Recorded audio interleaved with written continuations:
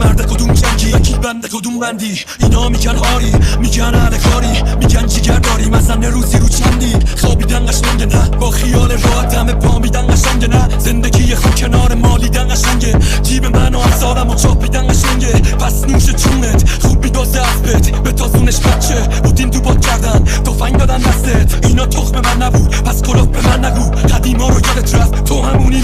من همونم داد میزدم جفت پات میرفید همونم که شر میکردم تخمات میچفید زیاد رو به رو نبودم واسه عهد کردنت من فقط از تو یادم خط پشت گردنت بزن حرومی